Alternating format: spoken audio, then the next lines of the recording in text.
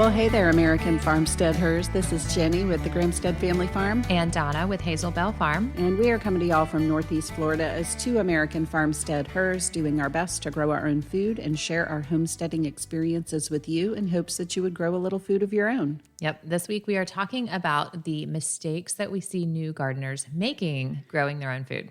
Yes, and truth be told, even though I'm not a new gardener, I do many of these frequently. I did several of these already this year. Right, and so you hear new gardeners say like, oh, I have a black thumb. Right. Oh, I hate when people say that. Or, and it's not because you have a black thumb. It's maybe just because you did something a little wrong, and that doesn't mean that you should give up on it. Right. Because, I've been gardening for how many years, and I still make some of these mistakes. Right.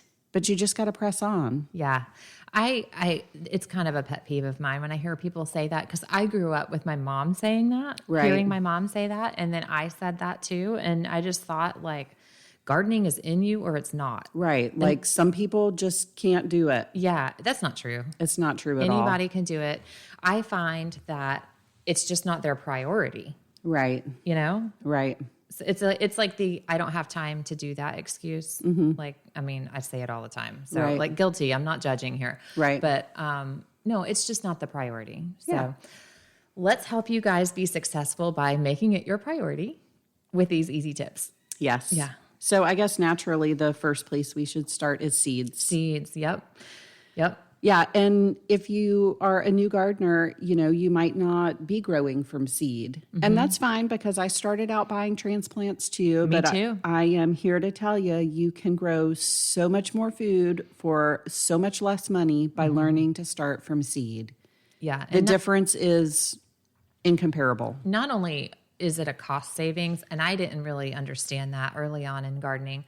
I bought transplants also. Right. But also that the varieties that I could choose by purchasing seeds were so much more than your basic yellow squash and red tomato, right? Your green pepper, like basics is what they're going to have, unless you find like a really cool nursery, right? Right.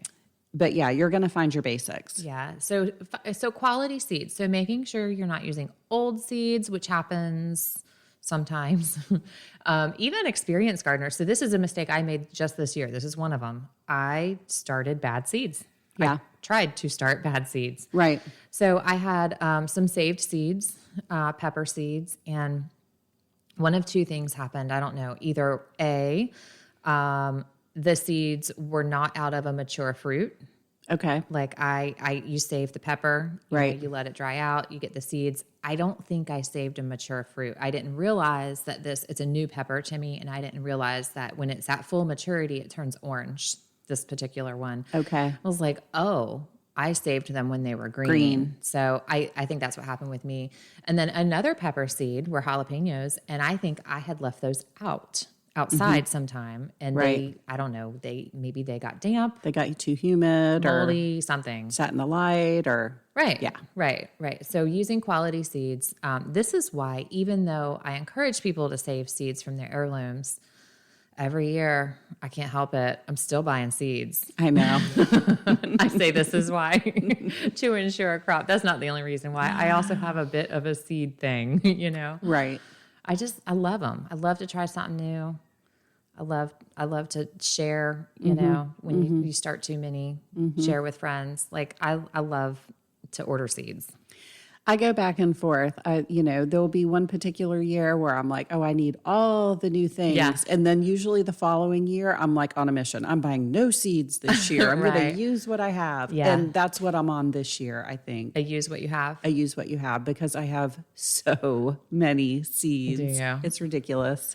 I cleaned out last year. I will say that, okay, I kind of take that back because I do need pepper seeds. What kind? I have a bunch. Well, and they're probably from mature fruits and not left out. Maybe. Maybe that's what happened with some of my pepper seeds that I started, because some of my pepper seeds did really well. And then I have a couple varieties that just didn't do really well. And they may have sprouted, but then they died or, so And they're all getting fed the same thing. They're all in the same soil.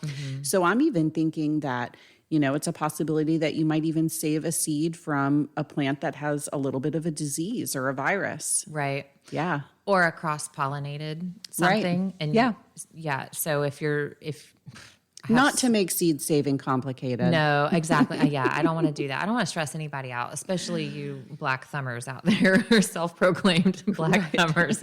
No, anybody can save seeds just like anybody can garden, but save them from mature 100% healthy plants. Yeah, I also have the habit of saving seeds out of like a grocery store fruit.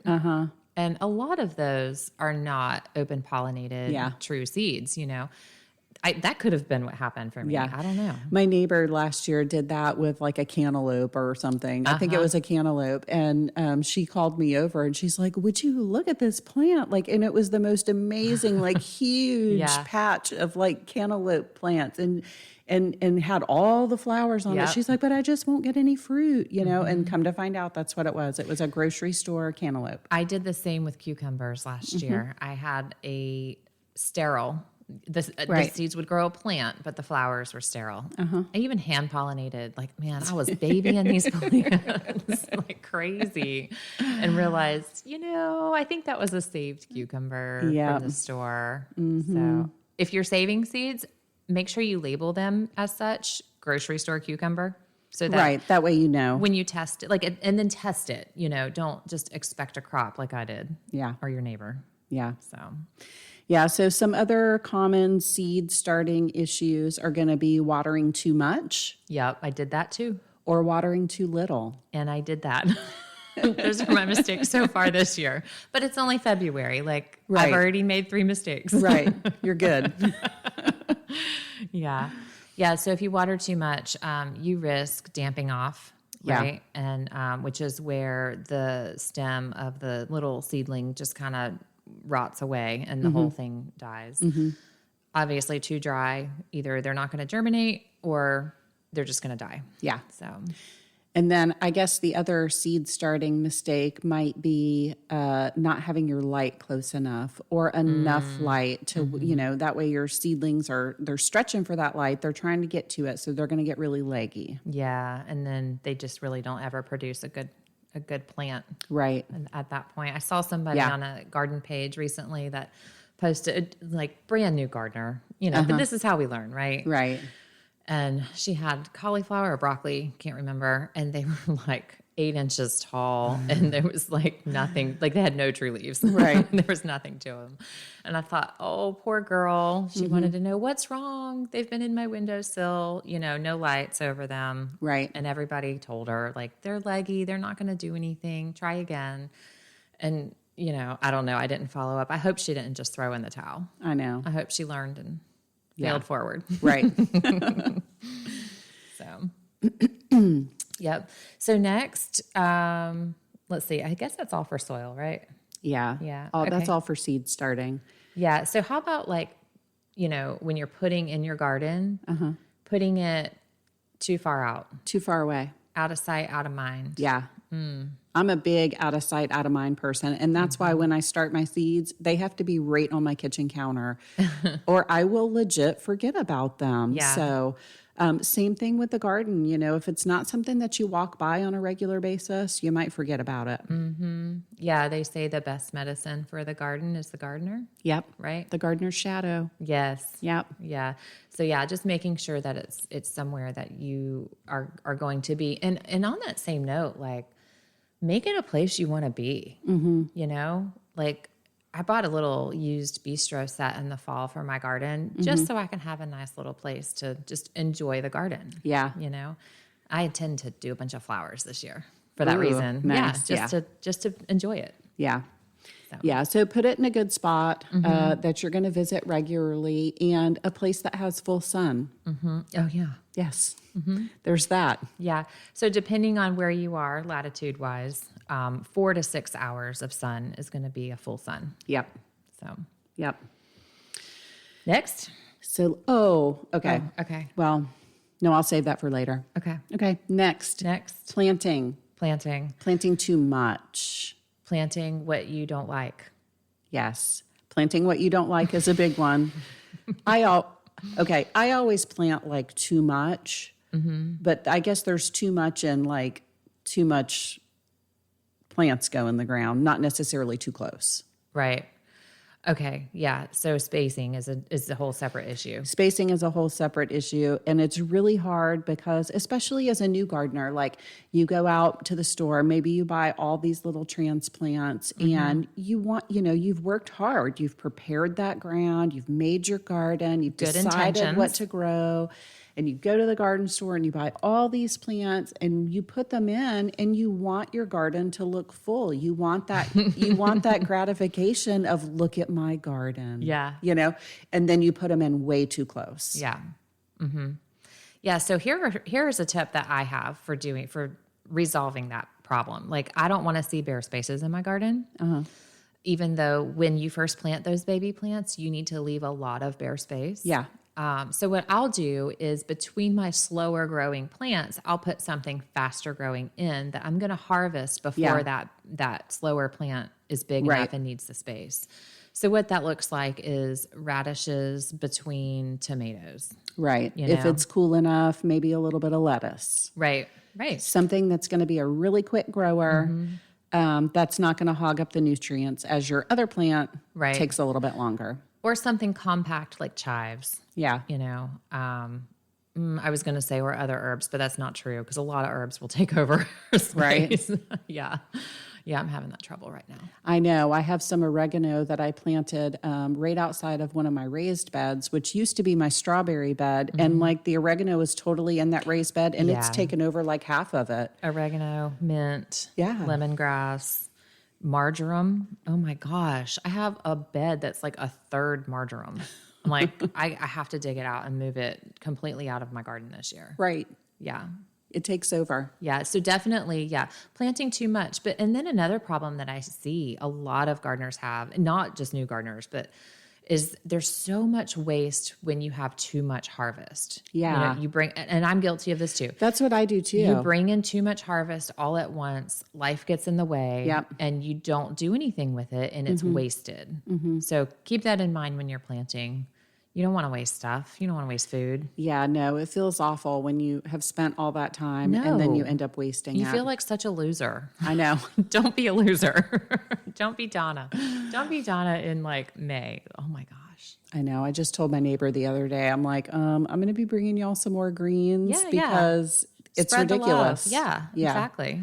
Yeah. I mean, I haven't gotten used to, like, I used to grow a really big garden because all the kids were here. You're a family of 6. We're a family of 6. We always had big dinners. And now that the kids are older, we just don't really do that anymore. And so my mind hasn't adjusted to just growing for my husband and I. Yeah, I'm not there either. I'm not there. And I don't know. I don't know. There's something fun about a big garden. I love it.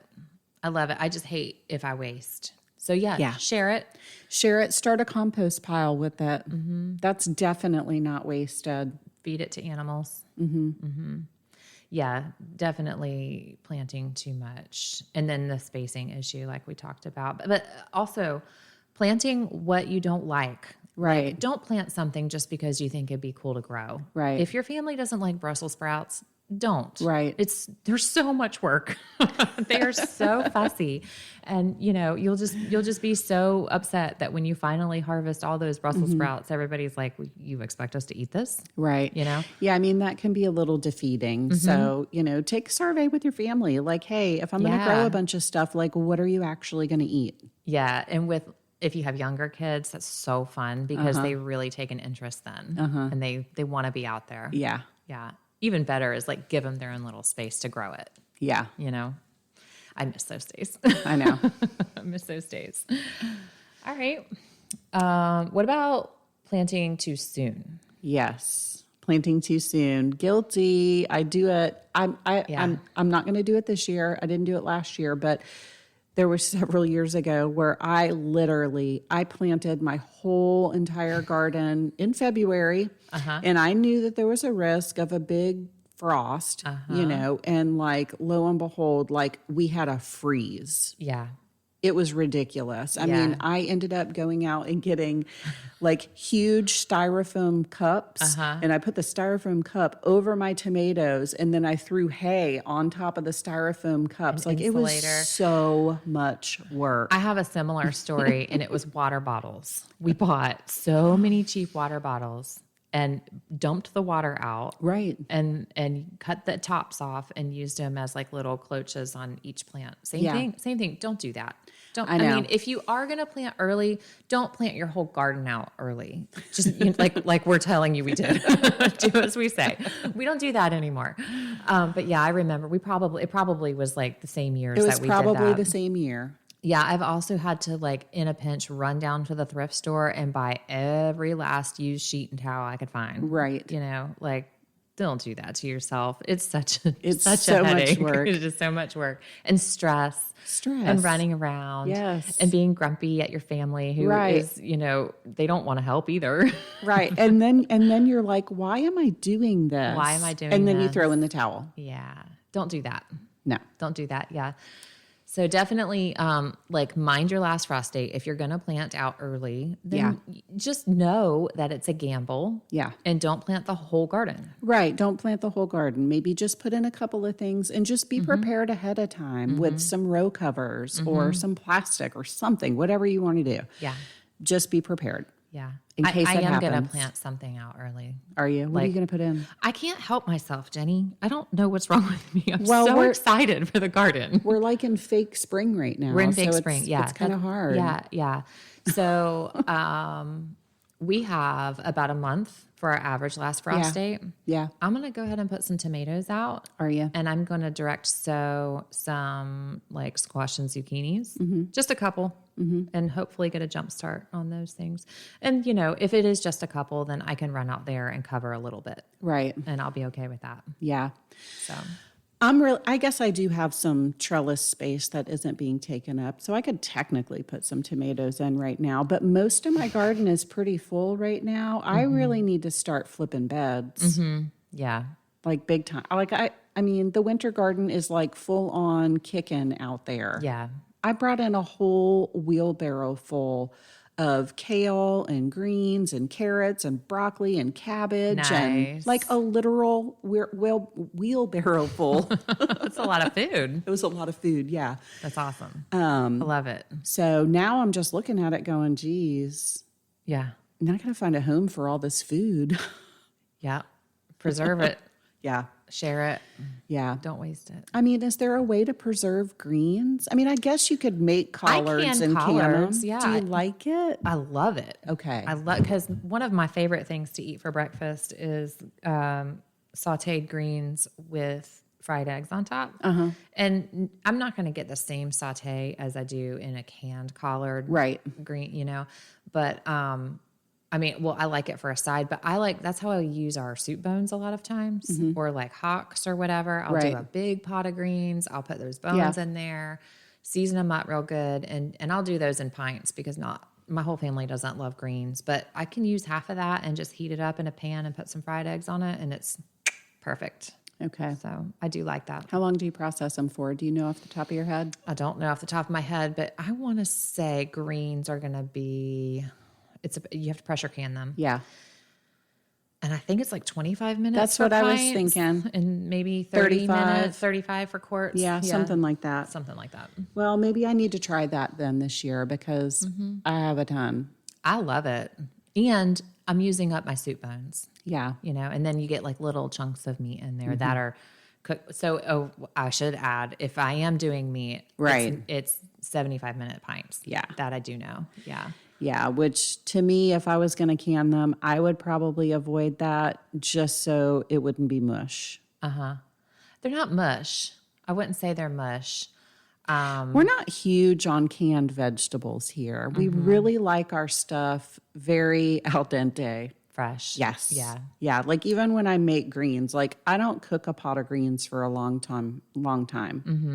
I don't even really put a lot of broth in them. Yeah, I don't either, actually, now that I think about it, when I cook them. But if I can them, then obviously they're... Right. Yeah, but they're not And mush. broth. They're not mush. Okay. I think if you use your heartier greens, like a collard, you know, and you don't have to take all the stem out either, Right. you know, because those will soften enough. Yeah, no, I like the stems. I do too. Yeah. Yeah. Yeah. Okay. Anyway, Focus. Okay. What's next? Okay. Amending the garden, getting the garden ready, you know, Feeding the soil. feeding the soil. Like, okay, I'm guilty of it. I've done it. There have been multiple years where I've just thrown stuff into the ground and not tested my soil. Or I just throw amendments in there, not really knowing, like, what does the garden really need? Right. Like, it's really kind of a good idea to test it once a year, Yeah. just to get a good, accurate picture of what's going on. Right. I keep saying I'm going to do it. I've been saying it for like 3 seasons now. I'm going to test my soil. I've yet to do it. Well, I ended up testing mine after my 7th year garden, which I realized halfway through the garden season, like nothing is growing in my garden. Like literally, I got almost nothing out of my garden that year. And then I realized, oh, this is the 7th year that I've had this garden in this space. Maybe I should test my soil. And I did. I tested my soil and it was completely depleted of everything yeah. all the way across the board. And it was like, wow. Yeah. Which was surprising because you had been dumping compost in there Yeah. and potting soil here and there and, you know, whatever Right. you had. Right. Yeah, so And it's that's kinda what it surprising. was. It was kind of like whatever I had, you know. So I think that the quality of your amendments really matter too. Right. Right. Yeah. I actually have a raised bed right now that I put cauliflower in the fall. And I mean, I have several raised beds, but most of the cauliflower went in one 8x4 bed that Right. the plants just didn't grow. And then they tried to fruit. Like if you've ever seen a tiny plant fruit, like, and when it's cauliflower, like there's nothing you can do, you know? Right. Like if it was a pepper or a tomato, I could pinch those off and, you know, treat the plant and get it to grow some before I wanted it to fruit. But a cauliflower plant, like, Right. that's all you're going That's to it. get. So we had like a floret out of every plant. It was tiny. And, you know, and then they started to bolt. And I was like, what is the problem here? Right. And then I realized it had been at least a year, which is 2 growing seasons for us Yeah. since I had planted. And then I realized the last thing that I planted in that box, or the last 2 plantings in that box were green beans, which I specifically put where there are no recent amendments because they don't need anything. Right. Right. So like if I'm short on compost, Yeah. I'm going to leave it out of that box and put green beans Right, in green there. beans They'll are do gonna just go. fine. Right. So that it really hadn't been treated like since we put the box in. And so, they need nutrients. Yeah. Yeah. So, Yeah. because the other cauliflower, there's a handful of them in another box and they're beautiful. So Yeah. it was really a testament to feeding my soil. Feeding your soil. And, you know, you might be putting down like really good amendments like compost and stuff like that. But if your soil is short on those micronutrients, those micronutrients often will help break down Right. the nutrients in compost so your plants can take it up. So, Right. yeah, you might be putting lots of compost down, but are your plants actually able to take it up? Right. The things like boron and manganese and Well, and even Yeah. like calcium and magnesium play Right. a role in that. Right. So, you know, I didn't do the big soil test that shows all the micronutrients. I just did the macronutrient one that you can get like, you know, from your hardware store or Walmart or wherever. I'm going to do it. I'm going to spend the money and get a good one. Yeah. Yeah. Like that shows everything. That shows everything. And then I'll know where to go. I also have my in-ground beds. They haven't really done well since I put them in. Yeah. Well, I know if you use the soil test that Redmond offers, that gives you like a full panel of everything. And it also comes with recommendations on what to amend your beds with. So Yeah. if you don't really know where to go with it by looking at your results, if you do something like that, and I think the Redmond test is like $35. It's not right. bad. And so, I mean, if you consider all the time and all the work that you're going to put into the garden, hey, if you just splurge and get that test, Yeah. and they tell you exactly how to amend it. Right. I'm going to do it. I'm actually going to write it down right now so I don't forget. Because I know I've spoken about Redmonds before. Yeah. Excitedly, and I never did it. Yeah. So, yeah, I'm going to write it down. Yep, do it. Well, cool. All right. Well, This next, is not the land of I'm gonna. I am the queen, though. I'm the queen of that land. Yep. Okay, so the next thing on our list is actually not enough sun, which we already kind of touched on that with where to put your garden. Okay, another issue with where to put your garden, too far from water. Oh, yeah. Too far from water. Oh my gosh, I have one corner of my garden that my hose like will not reach. So I stand like 3 rows away, like hoping the wind will catch the water in just the right way. Put it on the right setting for the jet and then you arch it just right. Right. And maybe the wind will catch it. Yeah. It's so ridiculous. And Yeah. yes, I could go out and just buy a longer hose, but it's did. been like that for like 3 years. Yeah, I did a couple months ago. My hose, like we can't keep a water hose at our farm to save our lives. No. Like hoses, No, hoses. connectors on hoses, O-rings, whatever. Like we just can't keep them. Hoses are usually on the early spring project list every year. Go around, repair them, replace them, do Yep. all the things. That's what we're in the midst of right now. Yeah. So anyways, in the fall, I invested in an expensive, really long water hose for my garden. nice. I did. And then I threatened my family with their lives. Right. Do not they touch take my hose? They will wish they hadn't. Yeah. But yeah, too far from water. My very first garden, actually, our water hose didn't reach. And I probably could have bought a longer hose, but that was too frivolous. And I was newly at home. Right. You know, there was an economic crisis happening. And so it was in our household too. And yeah, I had this garden and I bucketed water to the garden. Yeah. And hauling water sucks. Bad. Okay. You will always spill it in your boot. Right. Yeah. Always. Always. Yeah. In the boot.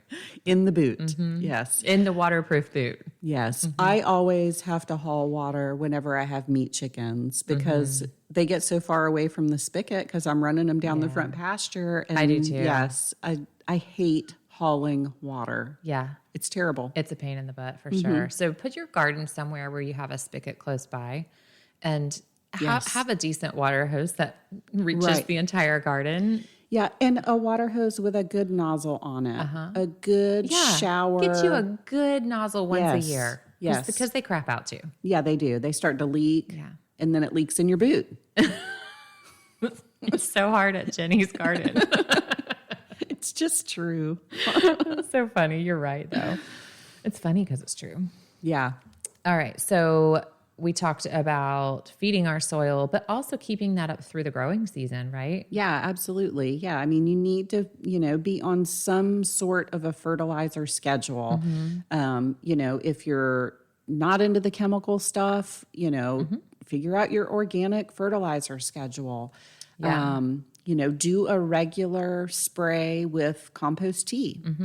Or like tomatoes, for instance. I always spray my tomatoes with Epsom salt water. Yep. And I do that once a week until I have a really heavy set of flowers on it, and then I stop. And so if you get just on a regular schedule, like say pick a day of the week, like Tuesday is going to be the day that I'm going to go through my whole garden and I'm going to give everybody a little side dress of compost or a little Right. bit of compost tea spray or fish emulsion or whatever you're doing. Put it on the schedule. Yeah. I add Epsom salt to the ground underneath my tomatoes Yeah. when they're setting, when they're setting fruit. It makes for sweeter fruit. Yeah. So I keep that one up. That washes out fast. Yeah. So It does. It's very, very mild. You can't really overdo it. Yep.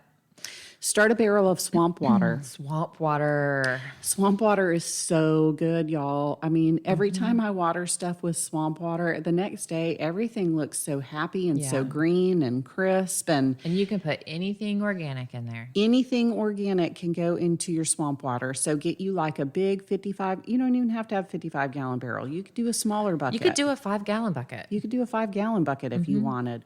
But I personally do a 55-gallon. It's never full though. Right. I mean, it usually stays about halfway full. Yeah.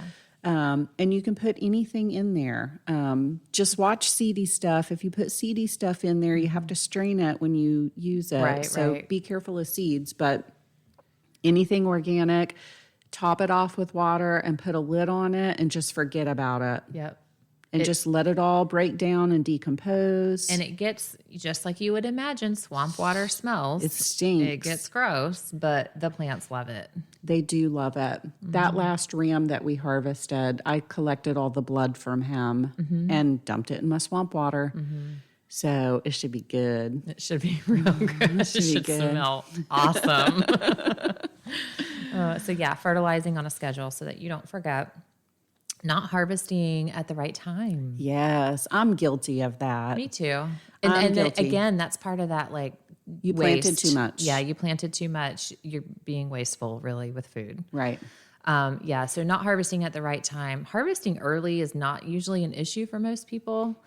It's letting food rot on the plant. Yeah. That's the issue. Yeah. Or tomatoes split. Yeah. You know, that kind of thing. Yeah. The good news is if you're lazy about harvesting your tomatoes, you'll probably have lots of volunteers next year. That is good news. You get a second try. That's funny. Yep. All right. Well, Let's see here. What else can we think of? Oh, not weeding. yes. Again, It's so put hard. it on your schedule. Right. That has to be on the schedule too. Wednesday is the day that I'm going to go around with my scuffle hoe and I'm going to get all those baby weeds. Because if you don't get all those baby weeds, that scuffle hoe ain't going to do it. And you're going to be down on your hands and knees pulling them out with your hands. Yep. So if you can catch those weeds early, and I'm talking to myself here too. Yeah. Well, they're just starting to pop up right now in Yeah. the garden, like in the beds in the garden for us. Yeah. Where, because it's fake spring. It's been fake nice spring, and warm. right.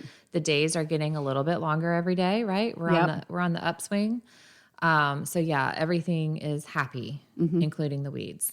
Yeah. So, yeah, definitely weeding I know. the grass.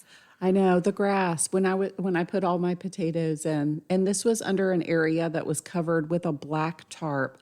I pulled that tarp back and there was green grass under there. I almost cried. I know. I'm like, oh no.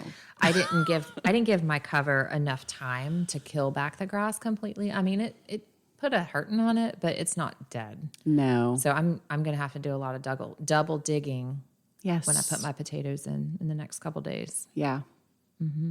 Yep. Yeah, so definitely weeding. And you know, we say create a schedule for that, like fertilize once a week, weed once a week, you know what days you need to water, that kind of thing. But, you know, alternatively, you could create like zones in your garden. And I did this for a little while. I didn't keep it up. I may try it again. Where you have like, okay, on Monday, you're in zone 1 and you're working these 2 long beds, right? And Right. you do everything you need to do in those 2 beds: weeding, fertilizing, watering, planting, harvesting, whatever. Right. In theory, that worked great. In real life, like I said, I didn't keep it up. Like stuff needed to be harvested over in zone 4. You know what I mean? I mean, everything needs a quick once over. You know, you have to kind of walk through and make sure there's nothing detrimental happening. But Right. Other than that, I think it could work really well. I may try it again. Yeah. So, It's not a bad idea. yes, have a plan is my point. Have a plan. Right. Have a plan. Write your plan down. So you don't forget. Yeah. Yeah. Put it on the fridge so you see it. Yeah. Yeah. And then, you know, like everything else on homestead life, you have to be willing to roll with the punches. You know, when the cow is calving, Yeah. I know I'm not going to get to the garden that day probably. Right. So I'm going to have to double up tomorrow. Yeah. Yeah. So another thing that's good to keep in mind too, and a mistake that I admittedly have made, is not having stuff on hand when you need it, like that fresh jug of neem oil Right. or that little container of BT. You know, if you go ahead and buy that stuff when you're putting your stuff in the ground, because you know you're going to need it At the beginning of the season. the beginning of the season, just refresh all those bottles. Make sure you have pump sprayers that work. That work. Pump sprayers. Oh my word. I get a new one about every year. Yeah. Yeah. You're lucky if they last 2 years. yeah. Extremely lucky. Yeah. Yeah. So just try to keep in mind, think about that stuff ahead of time. That way, when you're out there in your garden and you're watering and, oh my gosh, you see a little pickle worm, you have what you need right then, right there to take care of the problem. Yep. That's right. Yep. Be prepared. Isn't that a Boy Scout thing? Always be prepared. I think so. No, I've never been a Boy Scout. I was a Boy Scout. That's what I tell people. Oh, all right. Well, last, I think the most important thing that we could leave you guys with would be two things. Like, find your people, right? Find your garden people, find your garden mentors, join groups where you can ask questions. Yeah. What's wrong with my plant? Absolutely. Find your community. But then also, like, just do something. Right. Like, a lot of people get hung up on what method am I going to use? Right. There's no one good method. There's no one good method. Everything is going to work different for everybody. Mm-hmm. I think that largely depends on what your budget is, but these days, a lot of people are hung up on raised beds. Mm-hmm. You don't have to have a raised bed to grow a garden. It's funny you say that, because I was just thinking, we were kind of making it sound like gardening is going to be expensive with our amendments and our sprayers and, our pest control and our hoses and all of that. Right. Like, it sounds like it could be expensive. Yeah. Okay. So add in your raised beds. Right. and then the soil to fill them with soil. Right. So soil is going to be your number one expense when you're putting in a garden. Yeah. To fill a raised bed is you don't need that. No, you don't need that. I mean, the reality of it is you can get a tarp and put a tarp down for 4 to 6 weeks, pull that tarp back, get a shovel out. Mm-hmm. Even longer if you can. Yeah. If you know you're going to want a garden, do it a little longer than 6 weeks. Yeah. If you can. If you can, yeah. Most people don't plan that far ahead. I know. That's hard to plan that far ahead. It is. I mean, like, for us in our growing seasons, like, it's Christmas. Right. Like, we're in the holiday mood. We're not thinking about a spring garden. Right. And I mean, normal people are not. No. No. So get you a shovel and a tarp, tarp it, pull it back, and just flip some dirt over. Right. Make some rows. Right. Go out and buy a pack of green bean seeds. Like, don't get analysis paralysis and not do anything because you don't know what to do. Right. And because the reality is, you're not ever going to know what the right thing to do is until you do something. Exactly. Right. Yeah. And I know for the first few years that I gardened out here, I would change my garden around like every year. Until I quit tilling. Right. And then once I quit tilling, then obviously the garden stayed like it did. But those first 3 years, like, I was always changing stuff up. Like, I'm going to make this bed look like this, or this bed do that, Right. So yeah, just do it. Don't get stuck. Don't get hung up. Yeah. Just plant something. Let it grow, tend to it, learn. If you fail, learn from that, move forward. Yeah, absolutely. Keep growing. Yep.